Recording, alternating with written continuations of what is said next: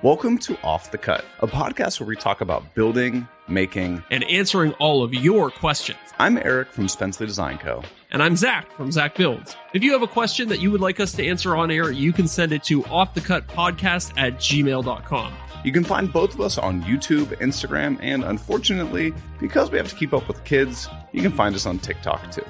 All right, now let's get into the show.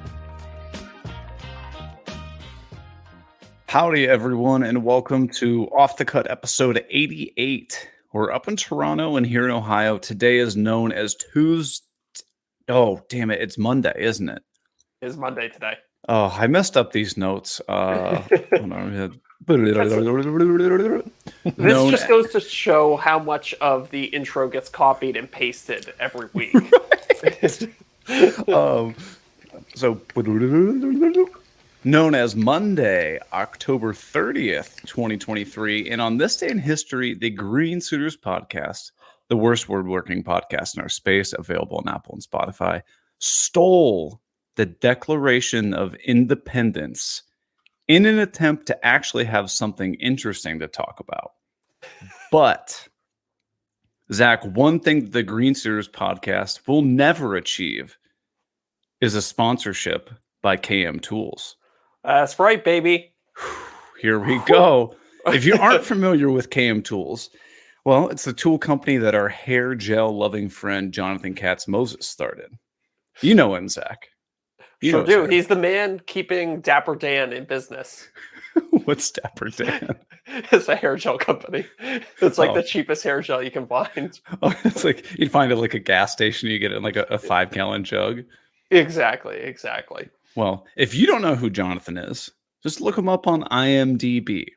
And here's the thing about KM Tools. Their slogan is that woodworking should be accessible for everyone. And the company was made by woodworkers for woodworkers. That's true. Which means that unlike all the BS you see all over Temu, Alibaba, Banggood, KM Tools only stocks tools that are the highest quality money can buy and or are an insane bang for the buck, like your mom. Their other slogan is that if it's in their store, it's in their shop. That means they're not trying to sell you a bunch of hot garbage they've never used before, like everybody on YouTube, just because they're high margins. Jonathan accomplishes this. This was actually his words when we talked last week. A direct quote from the last phone conversation we had. By launching a rocket into space while holding on to the outside. Seems a little dangerous to me, but that allows KM Tools to have everything you want and need, like sandpaper, finish, saw blades, all kinds of stuff. They got it all. And if that's not enough, Zach, a portion of all their profits go directly to the Katz-Moses Woodworkers with Disabilities Fund, which helps get tools and resources into the hands of those who need it most. Which I do have to say, the gentleman that I did the project for last year. I was going to say that was going to be my segue. You actually participated, in this with this charity. So he got a full Avid CNC from this Woodworkers with Disabilities Fund. Damn. Right. They set him up with an Avid CNC. Wow. Damn. I mean, if you're a disabled woodworker, that's kind of a godsend, because you can, all of a sudden you're not limited by your mobility issues to a certain degree. You can think out the parts ahead of time and have the machine make them to a large degree. So that's pretty cool. Right. I mean, and that's the end of our ad read. And thanks, Jonathan and KM Tools, for sponsoring the show. But I think it's kind of interesting to talk more about that. This isn't part of what we have to do, but okay. So first of all, I think we have to call this episode the one where they sell out. Oh yeah, no doubt. And then I think let's talk about that. But I want to circle back and talk more about how the sponsorship worked, because I think that's also pretty interesting. Yes. Yeah. So go ahead. Put a pin in that. So as far as the Woodworkers with Disabilities thing, yes, I had the opportunity to do that last year, which was awesome. And I want to make it crystal clear. I'm not a lawyer on their legal team whatsoever, but they will help out anyone with any ADA recognized disability. So it could be like, I believe PTSD is one, right? Mhm. So it doesn't have to be like, you're missing a limb or you're in a wheelchair or anything like that. Sure. Any sort of just, disability whatsoever, reach out to them. They have so many resources that they want to help people, and their biggest issue now is that there just aren't not enough people are reaching out saying, I'm looking for help. Well, if there's anybody who listens to the show that happens to be disabled in any way, reach out because, like Erica's saying, they're in need of people to help out. So Right. yeah, And they'll hook you up. yeah, Jonathan, evidently, Jonathan knows some people, yeah. and it's pretty cool. And then Chris Giffro, who we had on the show for like last year, I think he might have been one of our first guests. He was one of our first guests. I five think it guests was like for sure. episode 7 or something. Yeah, Crazy yeah, like yeah. that. Yeah. But he is he's in charge of it. He's the director of that. So just Mhm. another face person you might know about it. Yeah. But so should we talk about the elephant in the room? Yeah, let's talk about why we chose to take on a sponsorship for this podcast. Because Yeah. we have said in the past that we'd be very reluctant to take on a sponsorship, right? Absolutely. 'Cause- And why were we reluctant, Zach? Well, I mean, I guess we don't want to annoy the audience. We want to make sure that the audience gets something of value from the partnership too, and we'll talk more about that soon. Mm-hmm. And also, I don't know, like we wanted to find something that was a really good fit for the show. Right. And I think we get that with Jonathan, because not only is he a content creator, a woodworker, but he's also just a friend of ours too. So when the opportunity came up, it seemed to make sense. And we knew we could if we worked with Jonathan, we could do stuff like make your mom jokes in the middle of the ad. He encourages it. Right. Exactly. We knew it was going to be a fun partnership, and that one that we think will add value to the podcast. Right. And so with that, I should say, I'm going to tread lightly with what I say because we're still hammering in all the details. But exactly, yeah. obviously, people understand with a sponsorship, we're doing this because, let's be transparent, that's part of this podcast. They are paying us to promote Cam Tools. Yep. But Zach and I, the very first thing we said when we had this conversation was, that's great, but what are we going to do for the listeners, right? Yeah. Like, we don't want to just, sell out, have an ad read, and then, you guys get nothing out of this. So we're working through some final details, but I think you guys are going to be pretty pumped with what we've got coming out. There's going to be one thing that is specifically for patrons, so the people who support the podcast, but there's also going to be another thing that is for everyone, no matter if you're just a regular listener on Patreon or not. It's going to be available for you guys at all. So stay tuned. We've got some more stuff going on. This is a work in progress, and check out KM Tools. They got good stuff. Yes, they definitely do. And I mean, that was the other thing too. Like, we know Jonathan has put his heart and soul into this company. Right. He believes in everything that's on that store. A lot of it he's helped engineer himself, or like you said before, it's something that's actually in his shop. So I don't know. It seemed like I couldn't have imagined a better partner for this podcast. So right, pretty psyched on it. It's in the space. He allows us to have fun with the ad read. I know it went a little long today, but I'm sure we'll find a way to tighten it up and make it funny and just It's week one. And one thing that I said to Eric was we cannot do this ad read pre-recorded. I don't want to cut away to the same one that you're going to hear week after week after week. So we're going to try and make it funny and keep it fresh and make it fun for you guys too. Yeah. It's like the intro to the after show for all of our patrons. Exactly. We always do something wild. We always have a bunch of laughs and screw around. Ooh, speaking of Patreon, since we did our huge update on Patreon with all the tiers, I'm fairly positive it's all set up correctly. But I do want to again say to any patrons, if for whatever reason you didn't get your sticker and you want it, let me know. I will take care of you. I will send it to you. I'll get it taken care of. Our intention is not to screw anybody over. And one of the other things, I don't even think I told you guys about this. I just made the executive decision and did it. Ooh. Yeah. With the new update on Patreon, we're able to give people trials to like a free 7-day trial to become a patron.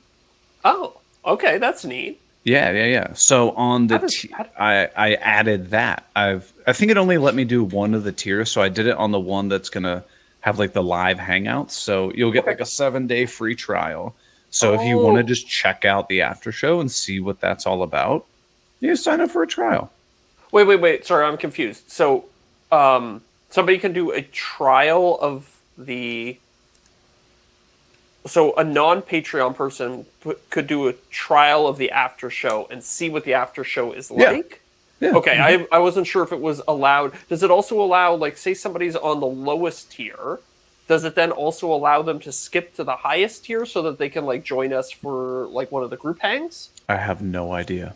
Okay, we should find that out, because I think that would be a good feature, too. I'd like everybody, especially the first one we do, I'd like it if everybody could join. That'd be kind of fun. I would assume probably. Yeah. Right. Zach, Or maybe the looking out first for the group little man. hangout, we just open it for everyone. Yeah, we can do that, too. Yeah. That's true. Yeah. What were you saying, Deric? Oh, I said, Zach, always looking out for the little man. And also, in full transparency, to not be deceitful at all, just so you guys know, the way free trials work with any service, you sign up. If you forget to cancel, they charge you. So I see. let's be It's one of those. crystal clear about that. If you sign up for the trial just to check out the after show and you don't intend to stay on Patreon, that's cool. Make sure you cancel it. Make sure you cancel. Yeah. I thought Make that sure was you important. download to say. every episode. Make sure you download every episode of the after show and then cancel before 7 days. Yeah, I mean, come on. We've talked about this. We both know that we are those kind of people. So honestly, more power to you. can't blame If that's you what if you you- want to do. if you Go do for it. that, Our right? first group hang is going to be big. Yeah, 3,000 people. Well, that's a lot of admin stuff. Let's. What have you been working on, Zach? Whew, yeah. So today I was, we talked about last week about how if a video goes well, then you iterate on that video and you do it again, but different, right? Yeah, and you're crushing it, dude. Well, thank you. So, I probably about 4 months ago, I posted my I made a Nintendo Switch Pro, where I modified my Nintendo Switch. I made a custom dock for it, and I did a bunch of other things. So today I've been working on a follow-up to that video so there's 2 versions of the Nintendo Switch that you can get. There's like the basic one that's really easy to hack and modify, and then there's the OLED version, which is the newer one that's much harder to hack into and modify. So I spent all day today hunched over it with a soldering iron, trying to do the most precision solder that I've ever done in my life. The drag thing?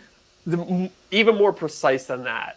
Ooh. So I think I may have bricked it. We'll see. I just ordered a microscope with a video camera attached to it so that I can use that to actually see what I'm doing, because the work I'm doing is so detailed.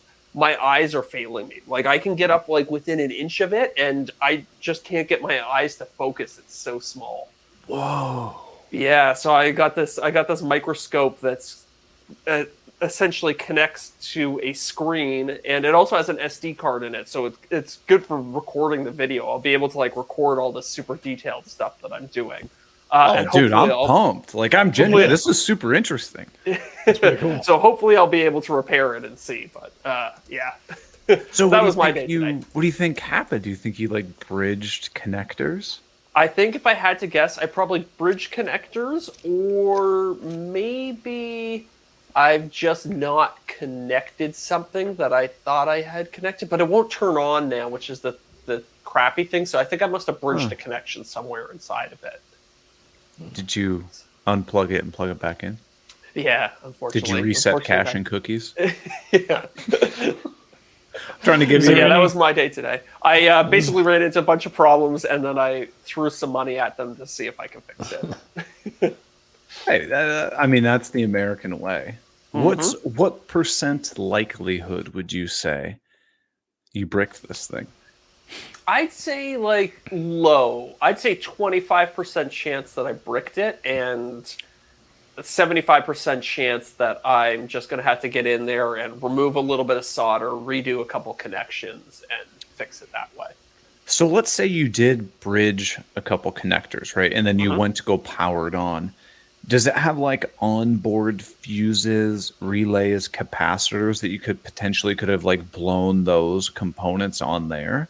Potentially, yeah. I don't think there's any fuses at this level. Like, there's nothing, no little dip switch that I could reset or something like that. The most likely thing is, because it's incredibly low voltage in a lot of these scenarios, even if I did bridge some adjacent connectors, it, rather than just completely cooking the machine, it's probably causing it to just function incorrectly to the point where it won't boot. But if I fix that connection, there will be no permanent damage, and the logic would then be able to run correctly, and it would boot again. Okay. Yeah. Because if you bridge something and you powered on, it should have like instantaneously, shut itself off. It wasn't sustainable power long enough to potentially destroy it. Exactly. Okay. Yeah, so we'll see. I mean, worst case scenario, I'll go buy another Nintendo Switch and keep going with the project. But I mean, thankfully the videos have been doing well enough the past, several months that, I mean, not to be arrogant or anything, but if you have to spend another $500 or $1,000, you're okay.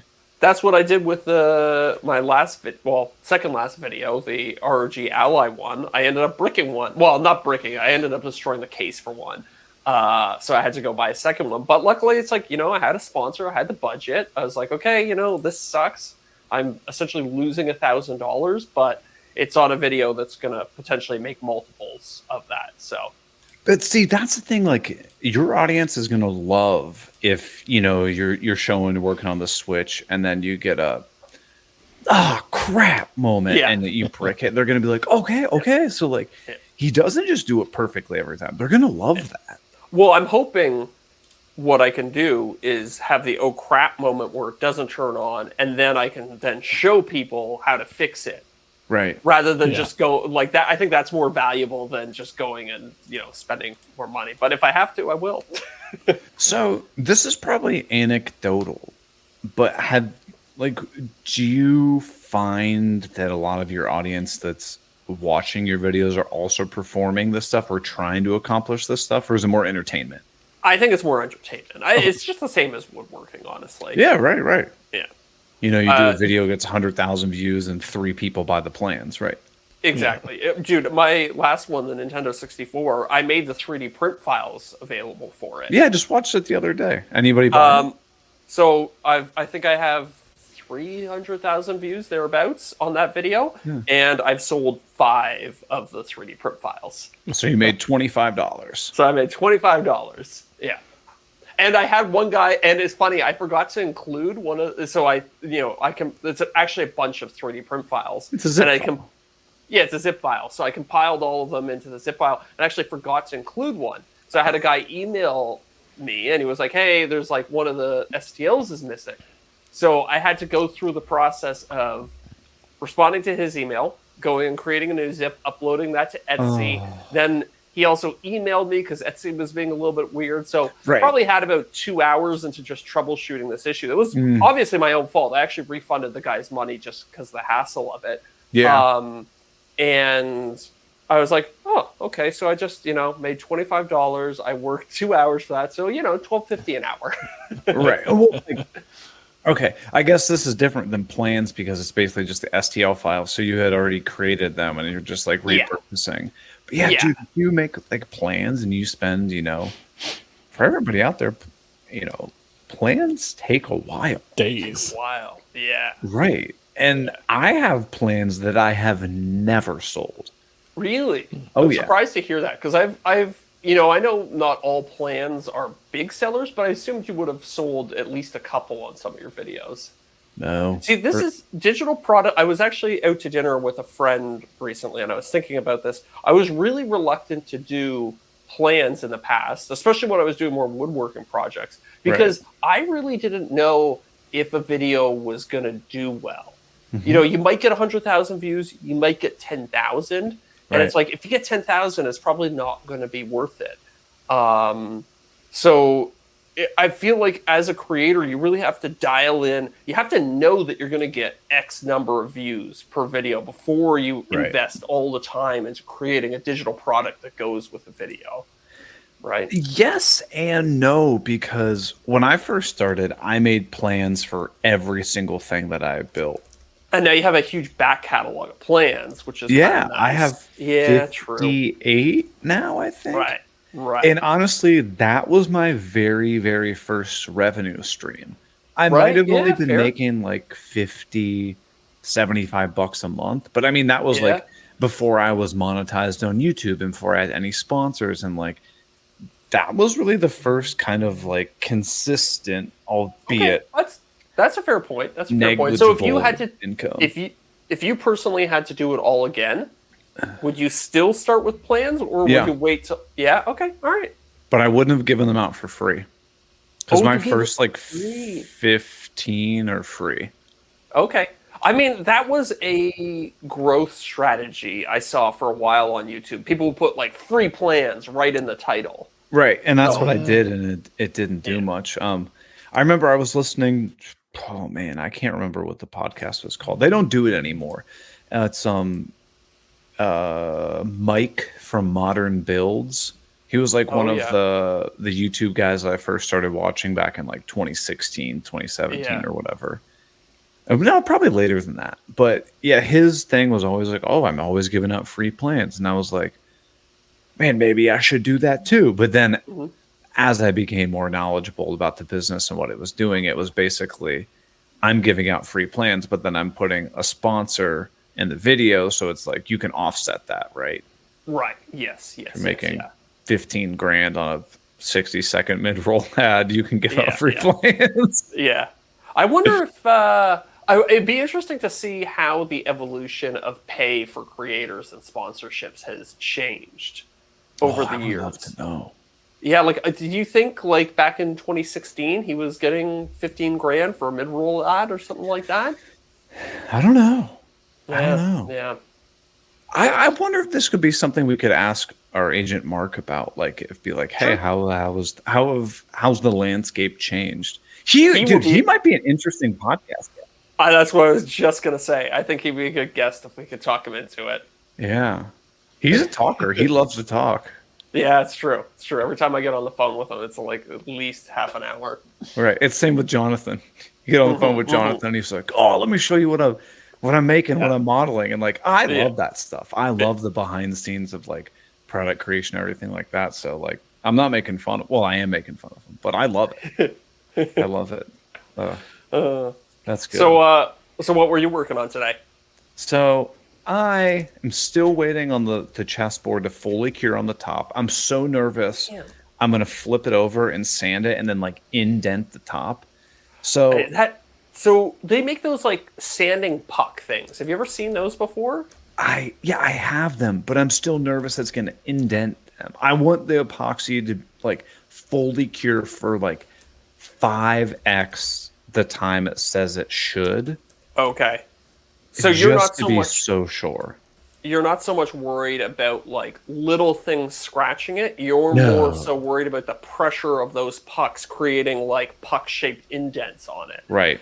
Yeah, so for people at home who haven't really worked with epoxy that much, it's surprisingly soft up to like a week after you pour it.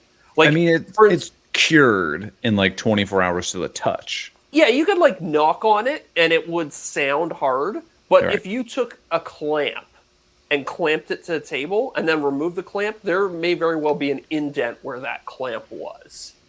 A sizable indent too. We're not talking like a 256th of an inch. Like if you clamped we're it pretty talking- good, you can like 1/8 of an inch, 1/4 inch. Exactly. Yeah. I'm trying plastic. to remember Right. the first time I experienced that. I think it was when I did that, like the what you affectionately call the crop circle table. Oh yeah, when I was- yeah. When I was working on that, because it was like a week after I poured the epoxy, and I was like, the top of this thing is still like I put clamps on it. There'll be indents. I when I was running it through my drum sander, it started like cupping on me because of the heat of sanding it. Right. So- It makes it like gummy. Yeah. Yeah, So- yeah, exactly. It's hanging out in the closet. Oh, back is it there. behind you right now? Yeah, I mean, I could grab it if you want to see it. I do kind of want to see it. Is Okay, that hold on, is that too stand much of a by. spoiler? No, thing? no, Okay, it's sweet. fine. You know, this video won't be out for like 3 years. Yeah, that's true. What about you, Deric? You got anything going on? Actually, today I just wrapped up my kitchen island. I'm going to be delivering that tomorrow. Oh, nice, So, nice. I'm excited for that one. Okay, here he comes. I already see. I like the white spaces on it. I think. So this is going to be great Oh, that looks so good. podcast material. So Yeah. Looks like marble. Yeah. Oh, that's so good looking. And oh, look, I can see the reflection of your computer screen, and it's so yeah. clean. so Like, it looks it's like pretty good, right? it's like a mirror finish coming through the camera. Yeah. Anyways. So like, Yeah, that I'm looks really really good. happy with how the top looks. Mm-hmm. As far as like, that's a mirror reflection. Like you can literally see Yeah, yourself yeah. in there. I can see myself in it right now. I can see So- myself. And like, here's how hard it is. Yeah. Yeah. But I'm worried that if I leave it prolonged on the top surface, that I could potentially, like, just indent it. Yeah. So I think I'm gonna next week. I'm going on vacation, so I think I'm gonna let this set up the entire time I'm on vacation, which will be almost 3 weeks now, 2 or 3 weeks. Which I'm happy. I think that's fully cured. Yeah. Let me ask you this, and I don't think you would do this because it'd be too risky, but we talked about how Blake from BM Sculptures will take a big thing of epoxy and put it in a freezer to slow it down. Could you put that in like a toaster oven at 150 degrees? So I'm pretty sure on Total Boat it tells you that you're not supposed to take the temperature, even when it's fully cured, above like 120 or something. 190. Oh, really? Okay. I thought it was 90 for while it's curing. Okay. Like, know. because What- I'm in Texas, so that's something I have to be mindful of. Right. True. Yeah. Because of the exothermic reaction. But Yeah. the top looks solid. And then because I flood coated the top, you can see that it has like the little, like, basically pimples, boogers kind of hanging on the Yeah. underside. Yeah. Those are just feet. Yeah, those are feet. So what I'm gonna do is then sand the whole bottom flat, get all those little bump nipple boogers off, and then I'm gonna like slowly coat it with some like polyacrylic polyurethane. Yep. So the bottom probably isn't gonna be like crystal clear, but it's also the bottom of a chessboard. Yeah. Who cares?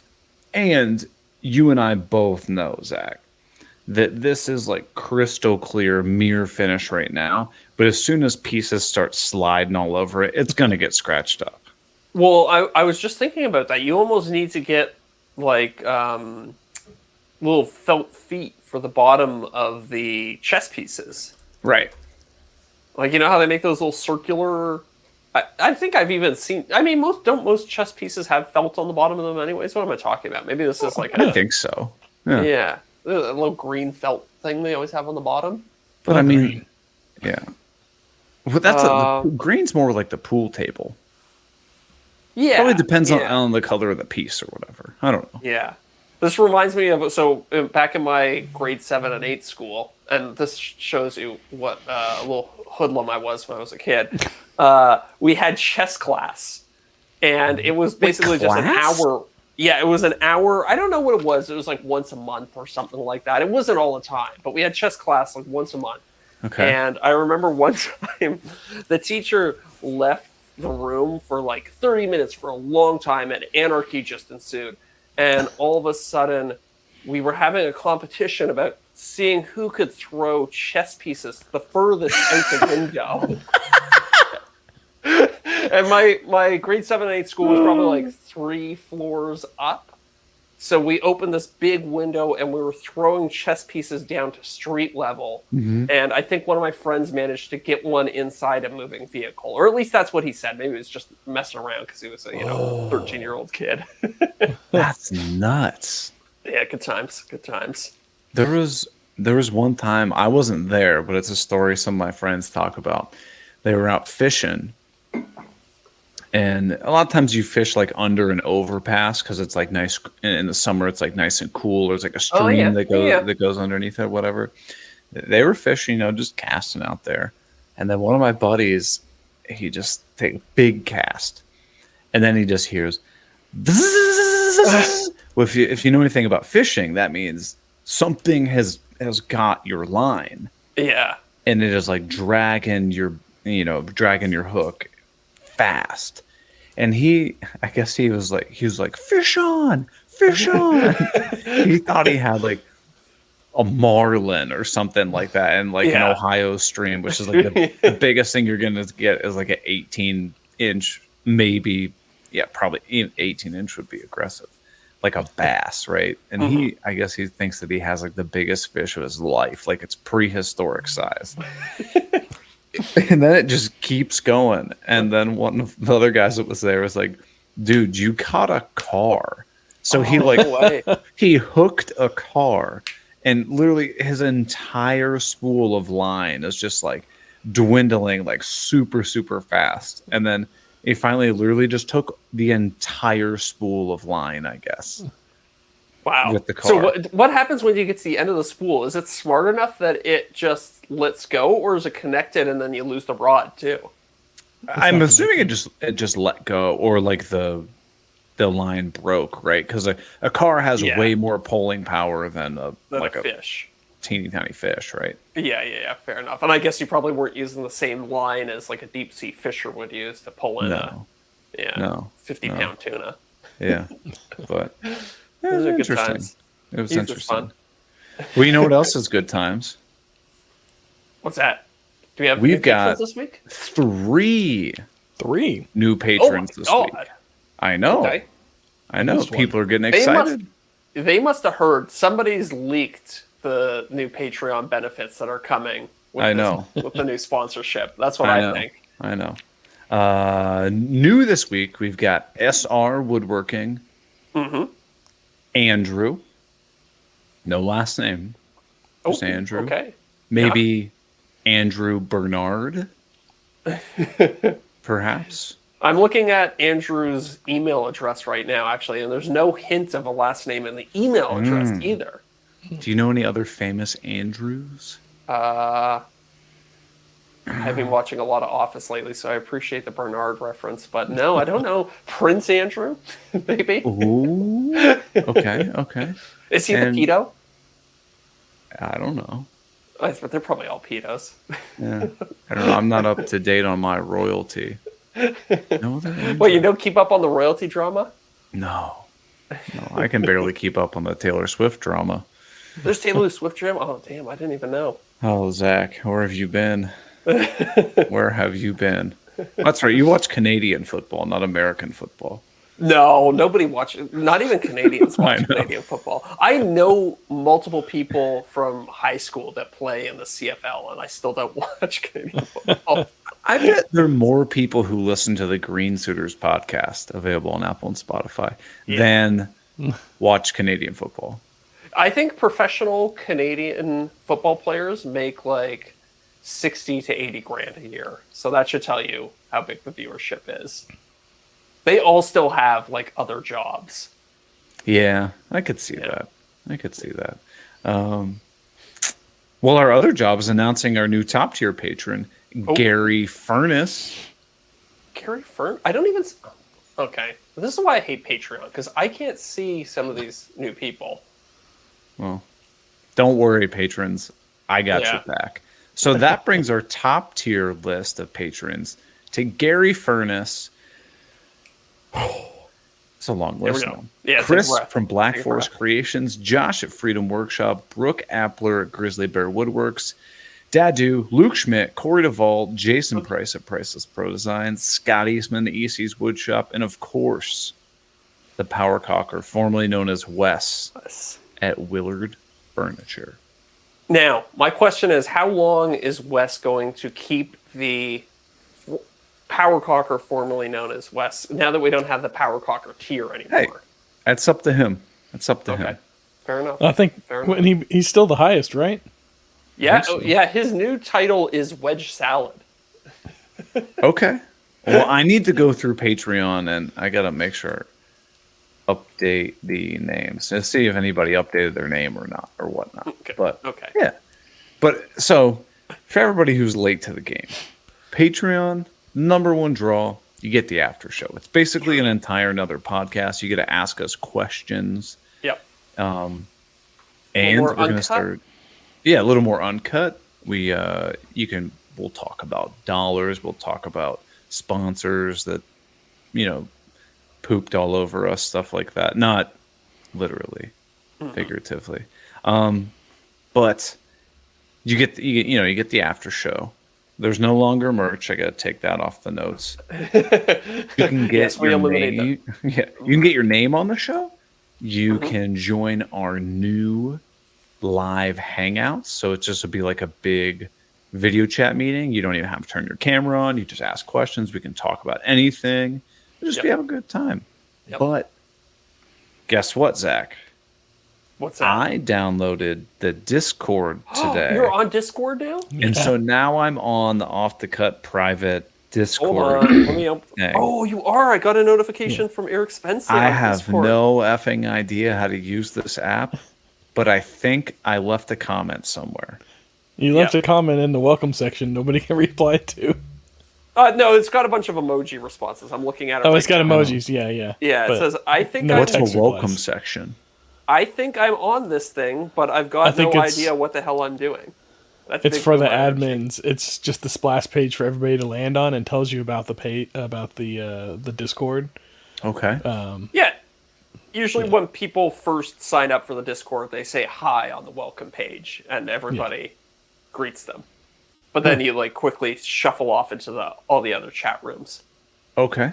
So I'll have to play around with that. But, for all the patrons that are giving me hell, they're like, hey, I signed up for Patreon. I got access to the special server. Eric, where the hell are you? I'm there now. It sure is.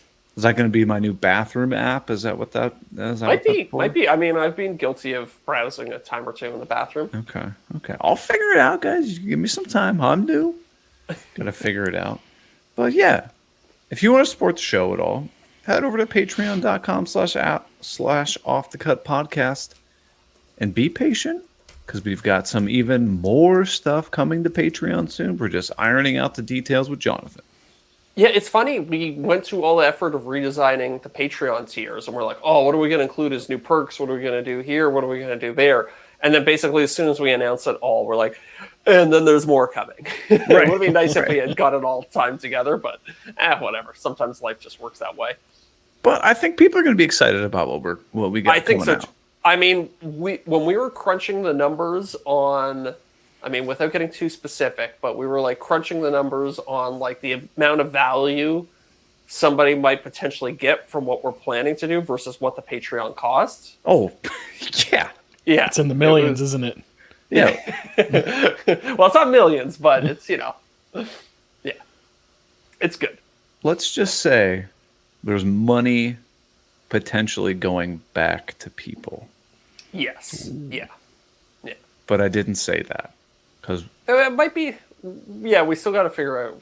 It might be product, might be money, might be. We'll see. we're getting a little too specific here, Zach. It's a tease. Yeah, we gotta button it up. Maybe we'll talk about it in the after show. I think that's a good idea. That's fair.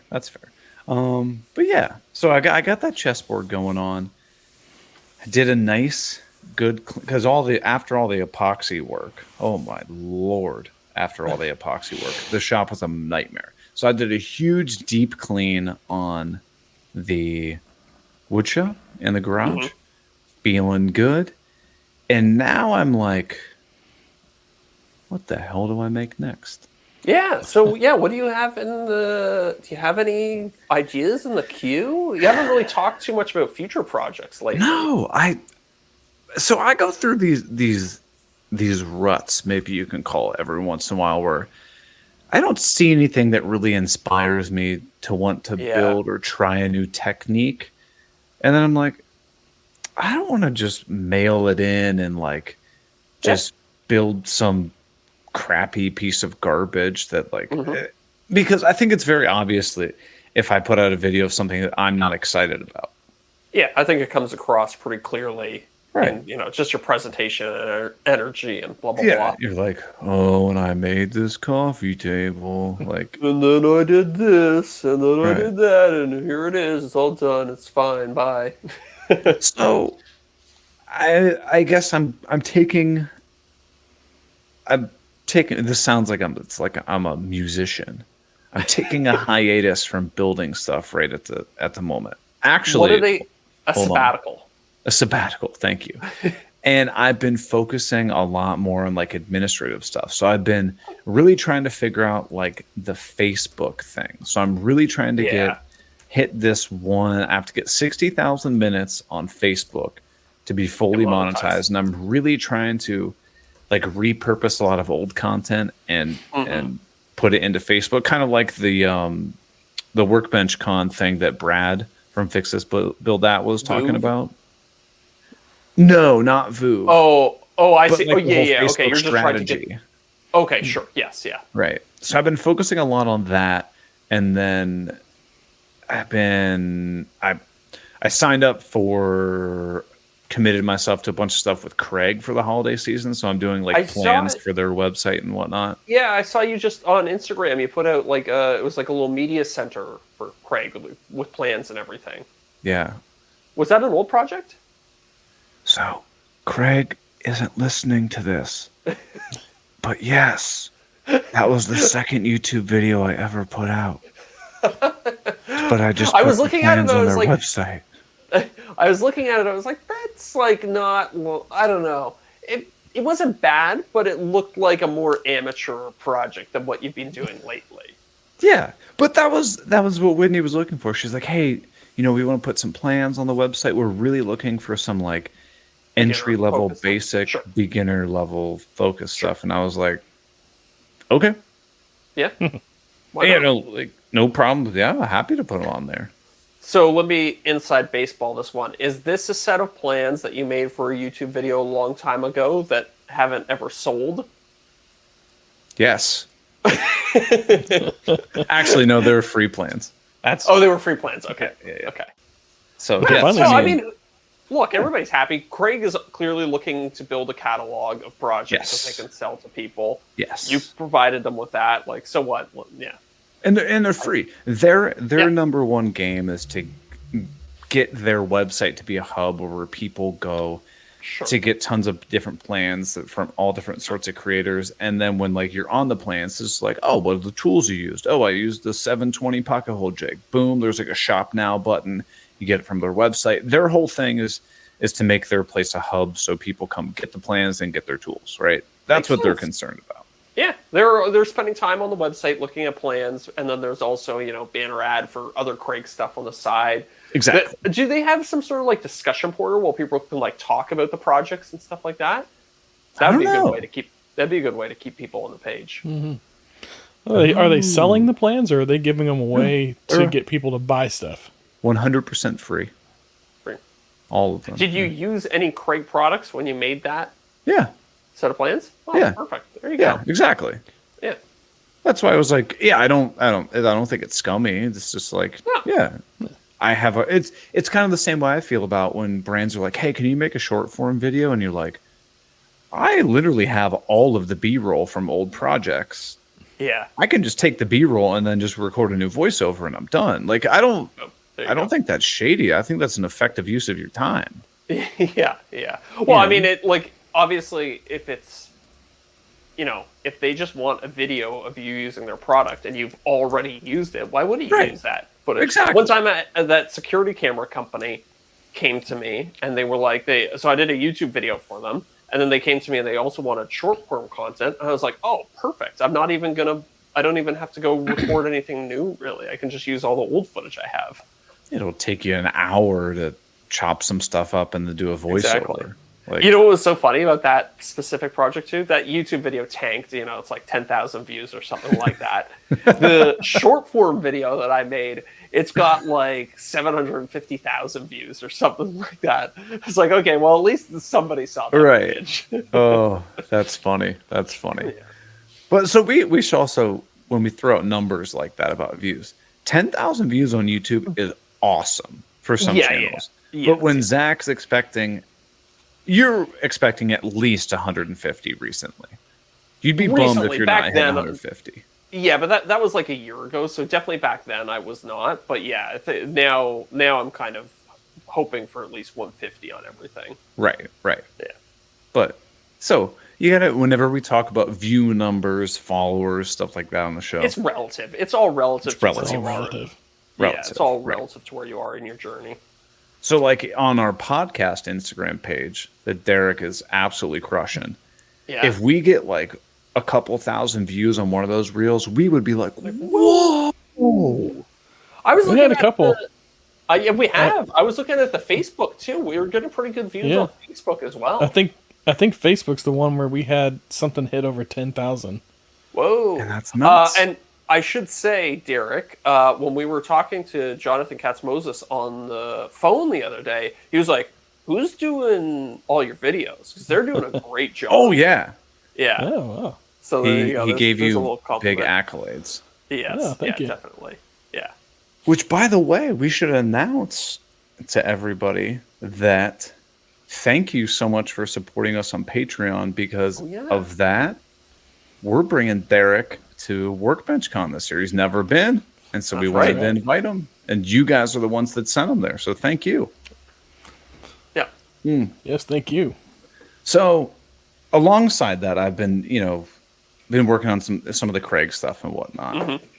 And this goes in because Gary's in the live chat and he just said, your last video was 2 months ago. Are you planning to upload anything new? Yes, Gary, I am. I thought it had been 2 months too, but then I looked recently. I thought you had one last month. I don't think so. Really? So, Gary, the way I do my videos is I have about 5 to 10 videos that are fully done, finished, voiceovered, everything like that, edited. But, and how do I say this in a way? I'm not trying to sound He's arrogant. waiting for somebody to back up the money dump truck. Right. You ain't getting paid, it ain't worth it. I'm waiting for the sponsor to come in that wants to do some 60-second mid-roll ad. Because at this point, if you wait for that to come, it's a substantial amount of money compared to not putting a sponsor in a video. And will I get to the point where I don't do sponsors in videos? Potentially. But right now, it's something that I need to leverage to really make sure that the video is a return on investment. So if I spend 80 hours on a video and I get 100,000 views, that's awesome. That's fantastic. But I mean, you're not making money on it. You're losing money on that video. If You can't go back and put a sponsor on it. AdSense. Right.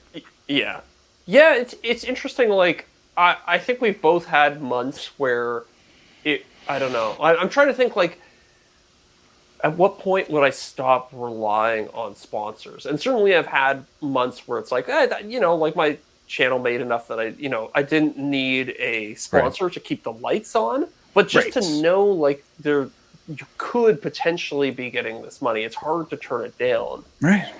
Yeah. So I don't know. I go back and forth on whether I think sponsors will be like a long-term part of my channel. I mean, at a certain point, I'd love to stop doing it so I can just focus 100% on the content. Right. But you have to be getting pretty consistent income from AdSense and plan sales and Patreon and every other thing. Yeah, all those other ones. Because it's just so variable. Like, even if you get the same amount of views 1 month versus the month before, if YouTube changes their CPM metrics, you could potentially be getting thousands of dollars less. Yeah. Well, it's funny. Like, I've noticed my like AdSense number has gone up a lot lately. Yeah. And so last week I had it's holiday season. Exactly. So I was having dinner with Scott Walsh, and he was saying, he was like, well, yeah, it's going into Christmas season, Black Friday. All the advertisers are upping their spend now because they're trying to get that big holiday push. So every creator on YouTube now is seeing that they're just in general making more money. It's not like, earth shattering, but it's probably, good 50% higher than what it was normally. So the pro tip, by the way, if you're, mid-sized channel and you have a bunch of banger videos, save them all up for the end of the year. Yep. Yep. But no, so Gary added something else. So Gary, Zach and I work with an agent. His name is Mark. So if you ever heard us refer to somebody, Mark, that's who we're talking about, that helps us procure brand deals and stuff like that. Mm-hmm. A lot of them will come in, and Zach, I'm sure you're aware of this. Sometimes Mark brings a deal to you and you go, I don't think that's the right fit. And then he goes, okay, no problem. Yeah.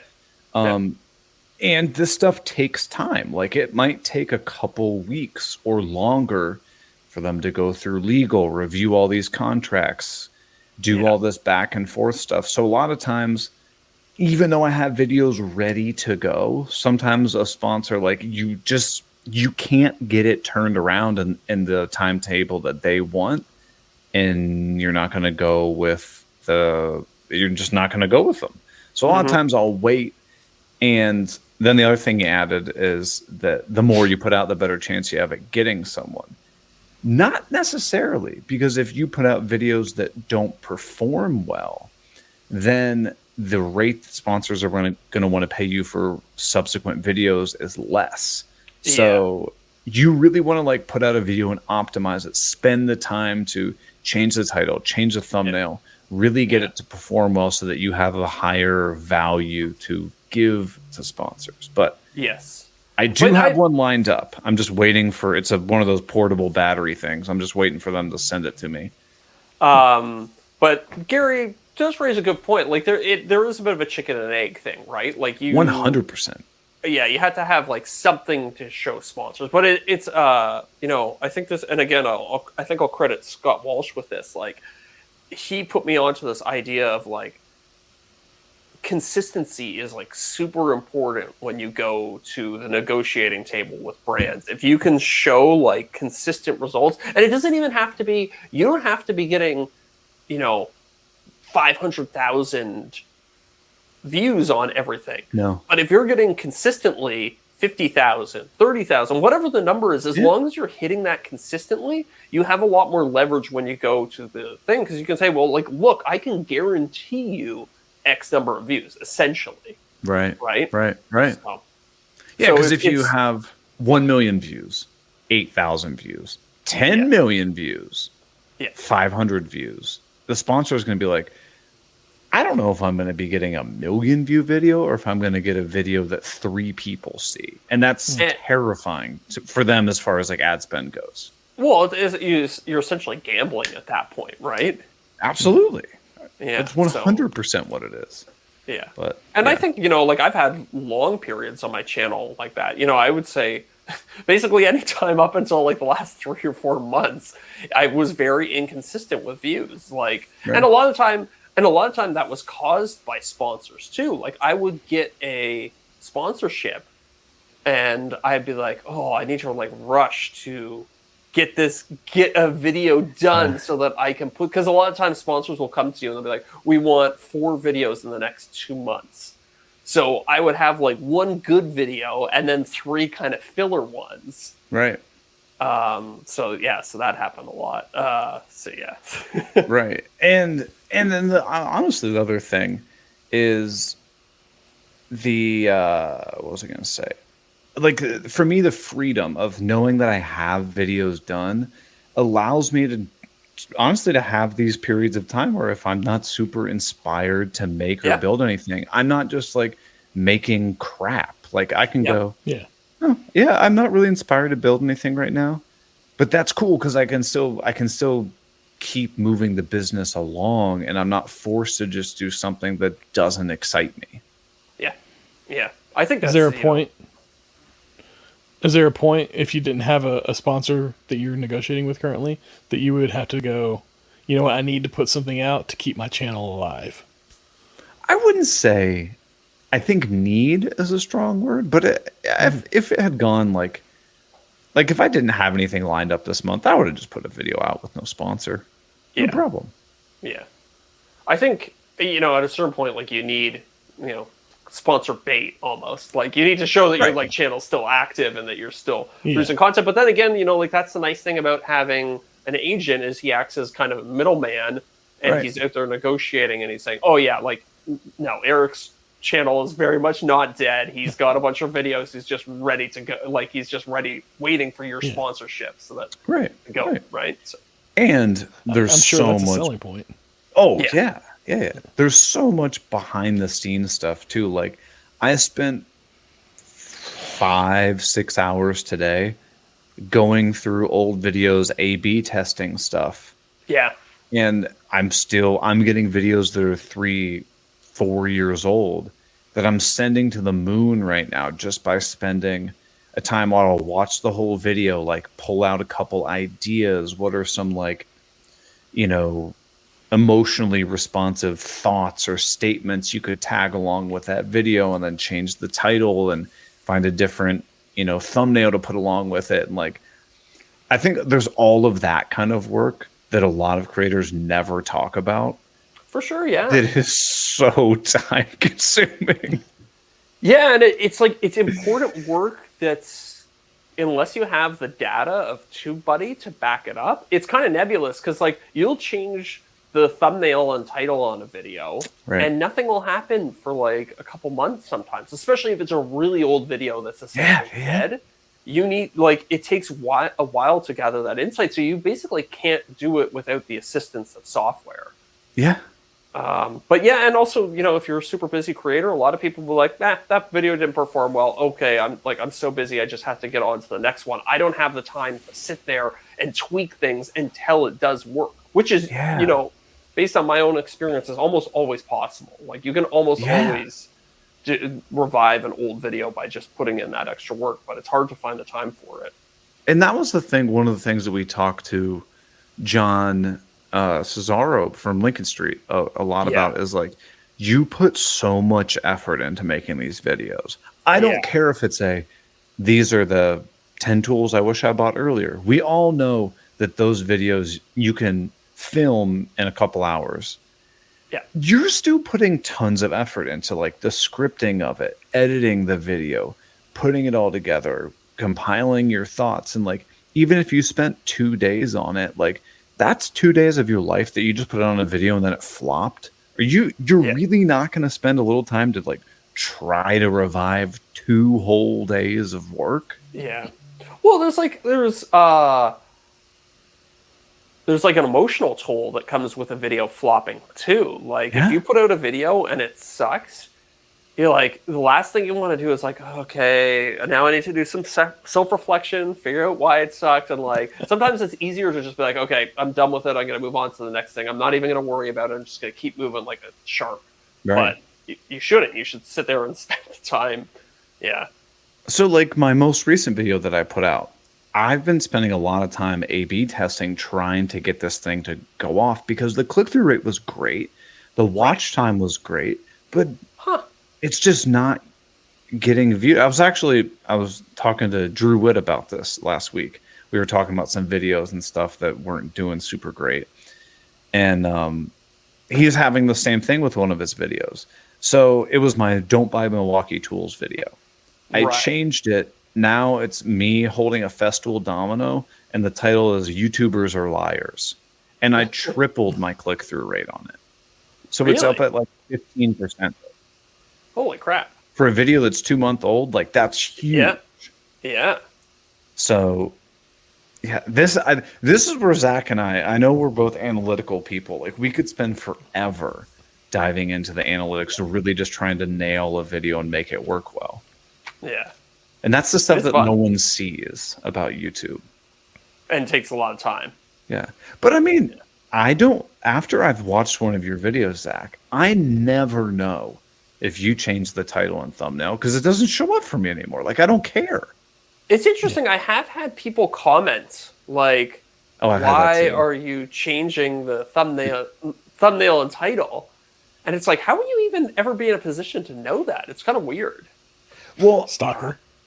Yeah, I guess so. Well, maybe stalker. Or there's somebody who goes on the subscription tab or the home screen that says like, oh, Zach's newest video came out 18 hours ago. And then you go on the next day and you're like, wait, this one says it was yesterday it came out, but this is a totally different title and thumbnail. It's a new video? It says I already watched it. Right. Or maybe you haven't watched it yet and it's recommending it to you again. Yeah, true. Yeah, it's interesting. It's interesting. There's so much into it, but yes, to answer the question, Gary, yes, and hopefully you didn't interpret this as like us giving you hell. That's not what we were going for. No, not at all. I think it was a really good question. Yeah, and we just want to dive into it, but yes, I have a video coming out. I don't know what. I mean, I could probably look at my list. I don't know what it's going to be. I think it might be an outdoor bench that I made. There was actually a lot of fun. Epoxy feet? With the epoxy feet, yeah. Nice, that was a fun nice. project. Yeah. It could be the table saw video, like setting up the new table saw, why I got it, and like kind of what was going wrong with my old table saw and stuff like that. Could be one of those. It could be the floating media console that I made. I don't know. I got a million videos, and I'm putting them out when I feel inspired to. Yeah. I want to see the floating media console one. I think you're gonna like it. Yeah. I'm considering making that a 2-part video because I did like the rough cut of like, where each of your clips are like 3-4 seconds long, like pretty tight, pretty chop, pretty. Yeah. It's like 48 minutes. I'm like, that's a long video. But I've got one of my videos, the floating nightstand that I made. It's 39 minutes and it's like 1.2 million views. Wow. Yeah. So there's definitely something to longer videos. I think the rough cut of the N64 one was like 30 minutes long. And I just went through and just like hacked a bunch of stuff out. I was like, let's get it condensed. Let's make it a little shorter, make it a little tighter. But I don't know. Why and this isn't me arguing with you. Do you think that by making it tighter, it performed better? I think the theory that I'm operating under is that if I can tell the same amount of information in less time, it's less likely that people will tune out. So what I was doing was trying to condense each part. So like I'm like starting to think of like videos as, and YouTube even does this, as chapters. Yes. So like the N64 one, so you have like the disassembly chapter, then you have the soldering chapter, and then you have the 3D printing chapter. So I was trying to chop like little bits out of each chapter so that there are things that are happening, but it's very dense and it's very quick so that the video moves at a good pace. Makes sense. Yeah, so that's my thinking is that like if you can tell the same story in a shorter amount of time, you're more likely to keep people retained. Yeah, it's funny. It's funny that you call it chapters. I was listening to something earlier about YouTube creation, and it was a person from YouTube, and they said you should really think of your channel as like a series, and each thing you post as an episode, and then those episodes have acts, so you have different acts within your episode. Yeah, I've for my next few videos that I have planned, I haven't even started making half of them yet, but I have like an essay outline almost. I have the intro, and then I have like 3 or 4 main kind of acts, and then I have the sub things, and I'm trying to like introduce in each one of the sub points is like, here's a technique, or here's a product that I found helpful in the creation, or here's a trick that I found creative, or this part was particularly challenging, and here's how I overcame that. Like just bullet points of like nuggets of information. Yeah. And then and then anything else is like almost irrelevant, so just cut it out. So what's interesting is I was going to bring this up. but you guys have kind of already said it. I was talking to Drew from Whitworks last week. We were talking about all kinds of stuff, like I said, but I was talking to him about his most recent video and like why we think it's been so successful. Like, you know, no slam on Drew. It's you're building cabinets for his garage. Like, not super exciting, right? But what we were talking about is I was like, dude, that was a 30-minute video about building cabinets. And I was glued to watching the video. Like, I even noticed myself thinking something. So if anybody hasn't watched it, go to Whitworks and watch his newest video. I noticed myself as a content creator and woodworker thinking, there's something in this video that's really, really pulling me in. And it's not the cabinets. It's a damn cabinet. Like, yeah. So that's what I told him. Right. We've all seen cabinets being made before. It's not exciting. That's why I told him, I was like, hey, you know, the most respectful way possible. Like, dude, you crushed that video. It was the topic was boring. It's cabinets, but I couldn't turn the video off. And he goes, I tried something new. I think he had been talking with some other people. He goes, I tried to basically view that video as a series of 30 to 45 second short videos.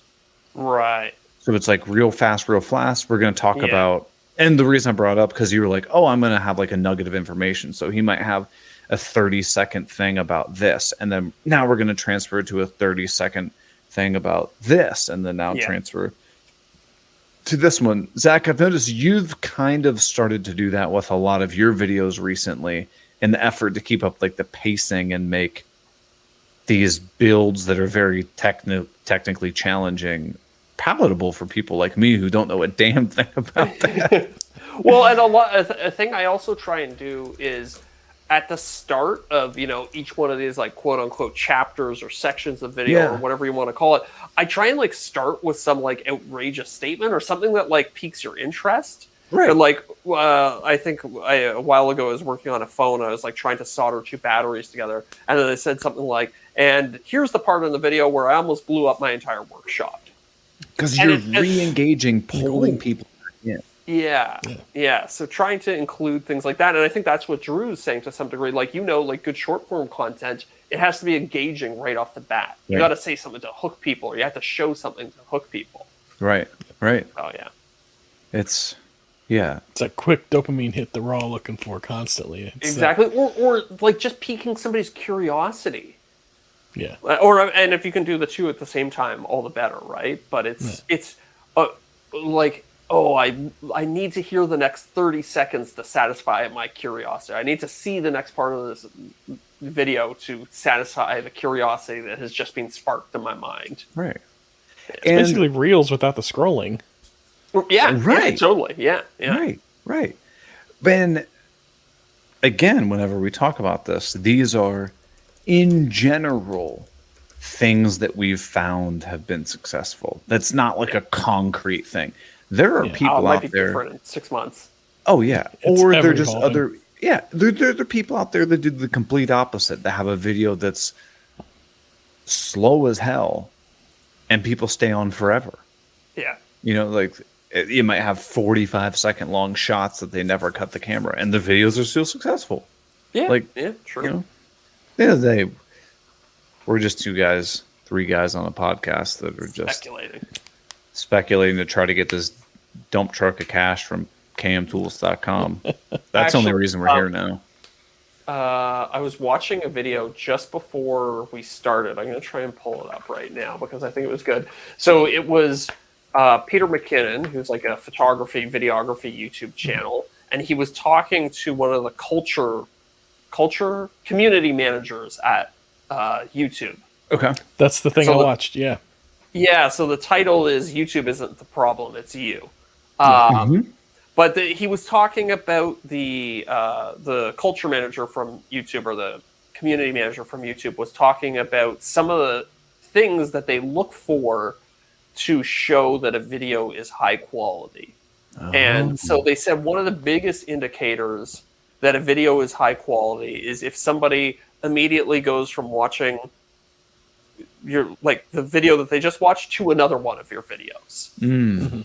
Because that's like the biggest, like hitting thumbs up or hitting subscribe or even commenting to a certain degree, like that's pretty low effort. But if you watch somebody's 20-minute video and then you immediately start watching their next video, it's like, oh, that's a good, like, this person likes this video. Like, they're hooked. Right. So, you know, how you create that is kind of up to you. But anyways, it was an interesting video just to kind of see how YouTube engineers on the other side are thinking about it so that you can kind of gear your content in a similar way. It is a damn science. Yeah. The thing, and another thing that he said that I found interesting was about what was it he said? That they don't push creator content out to the viewers.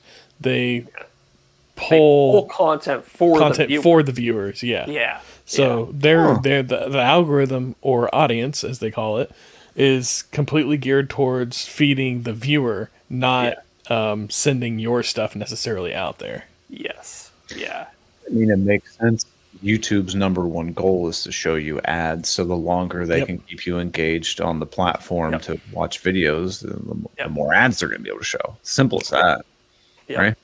Right? Yeah, it's it was definitely an interesting and eye-opening interview. So I'd suggest anybody who's thinking about making content should check it out. Definitely. Interesting. Yeah. Well, I think we've gone pretty long on this main show. Yeah, I think we're a bit over our time limit. That's all right, but we're gonna head over to the after show. But before we do that, oh my god, like something just blew up outside.